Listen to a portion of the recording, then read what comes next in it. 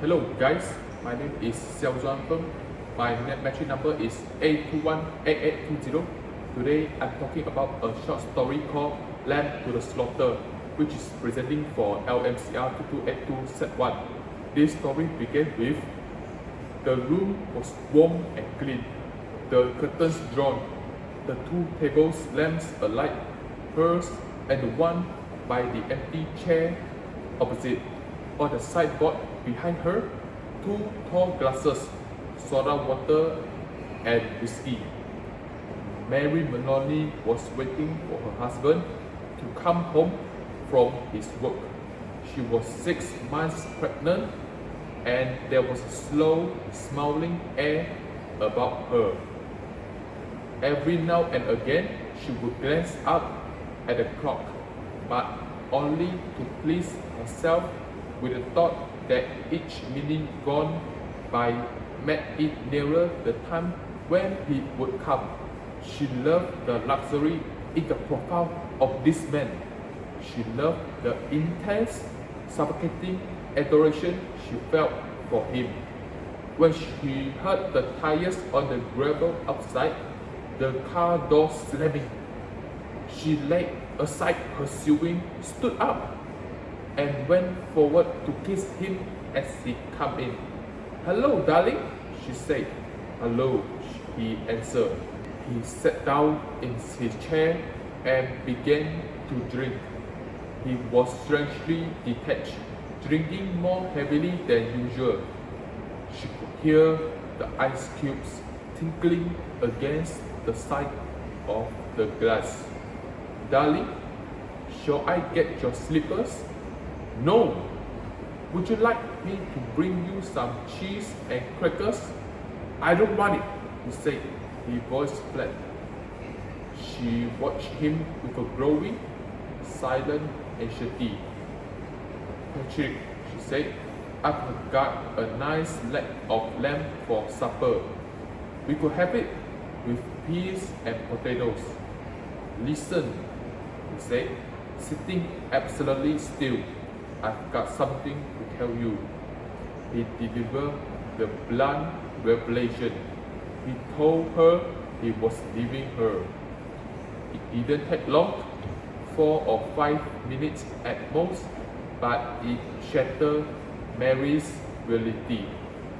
"I thought this isn't true. I'm imagining it. If I just go about my business, if I go to the kitchen and cook the supper, maybe later I will find it will never happen." Mary walked down to the cellar, to the deep freeze. She reached her hand inside and took hold of the first object her fingers touched. She felt the heavy, crystalline frost coating its frozen surface. It was a leg of lamb. She carried it upstairs, holding the thin end with both hands. Patrick was standing by the window with his back turned to her. "For God's sake," he said, hearing her but not turning around, "don't make supper for me. I'm going out." Mary Maloney simply walked up behind him. Without a word, she swung the big frozen leg high in the air with all her might, using the weight of the meat as a ladle club.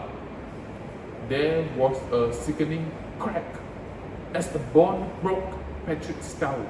She watched the curious swaying motion of his body as she stood suspended for a second, before crashing face first onto the carpet with a heavy thud.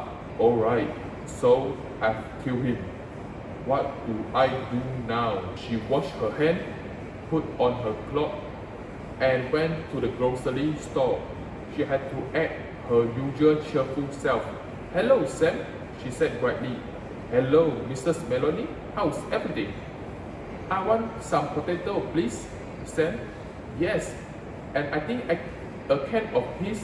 Patrick decided he's tired and doesn't want to eat out tonight." "Well, now," Sam said, his voice deep and friendly. "Anything else?" "No, I think that's it, Sam.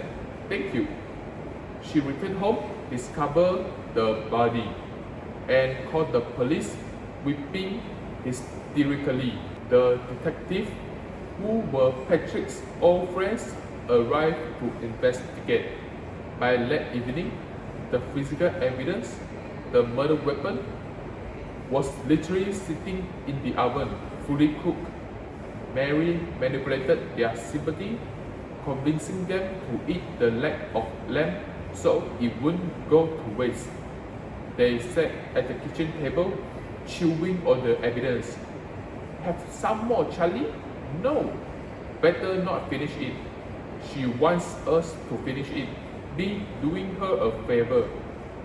That's a big club the guy must have used to settle poor Patrick. One of them murmured, chewing thoughtfully. Personally, I think the weapon right her on the premises. It is probably right under our very noses. What do you think, Jack? And in the other room, Mary Maloney sat alone, listening to them eat, and she began to giggle.